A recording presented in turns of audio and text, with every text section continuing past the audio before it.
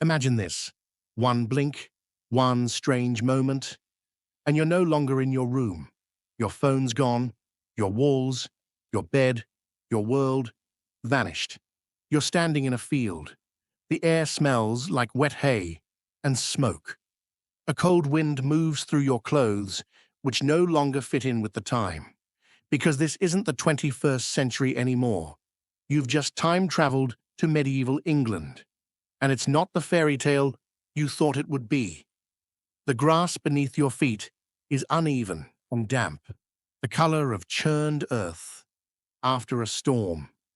In the distance, a village stirs.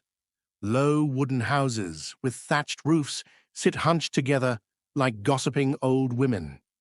There's smoke rising from a central fire pit. Chickens dart across the mud-packed road.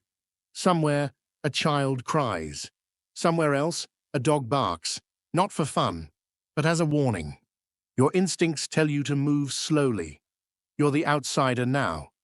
As you walk, people stare, not with wonder, but suspicion. You're dressed too oddly. Your shoes are strange. Your hair, your posture, your very presence.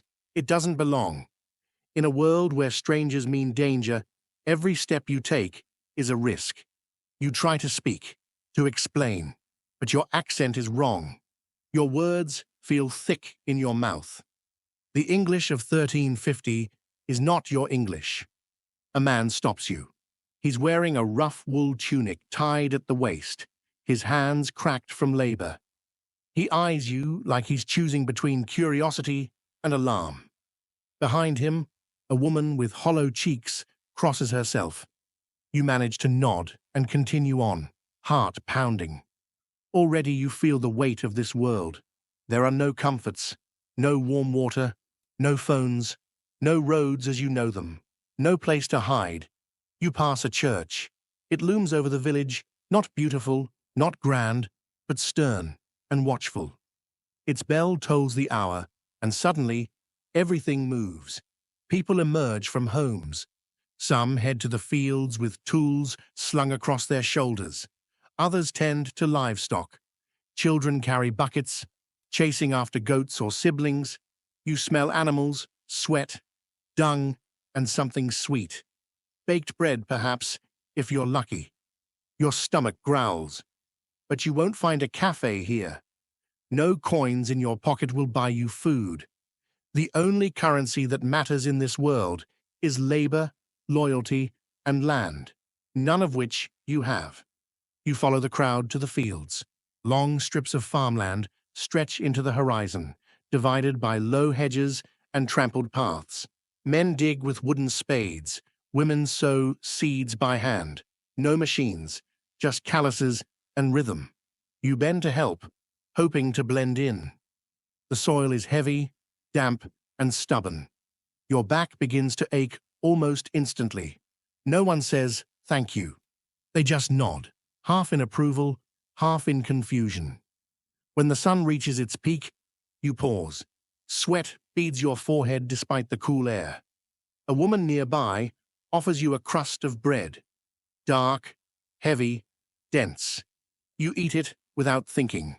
It's sour, hard, but it's food. They call this dinner, and it's often the only true meal of the day. If you're lucky, it might come with pottage, a thick, soupy mixture of grains, vegetables, and herbs. Meat, rare. A chicken might feed a family for a week.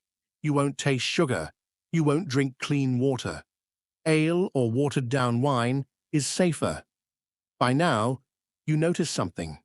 Everyone looks older than they are. A woman of 30 has the eyes of someone who's seen too much.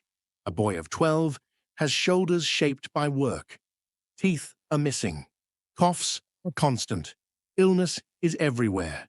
You ask about medicine. They mention herbs, prayer, and bleeding. Leeches sometimes. Doctors are rare, and their cures often worse than the illness. A fever could mean death. A scratch might fester. Giving birth, a gamble. As the day continues, you visit the village market. It's more barter than commerce. A sack of barley for a pair of eggs, wool traded for honey, a woman sells ribbons made of dyed thread. A man sharpens blades for bread or beer. You realize now, this is a world of survival. Nothing is wasted. Every breath is accounted for.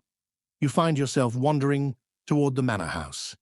It's not a castle, but it's grand by comparison. Stone walls, a guarded gate. Inside lives the local lord, a man whose word is law. He owns the land, the animals, the people's fates. His tax collector walks the streets with a wooden tablet marking who owes what. You don't belong to any ledger, so you keep your distance. Night begins to fall. A bell rings again. Vespers. The town kneels or bows their heads in prayer.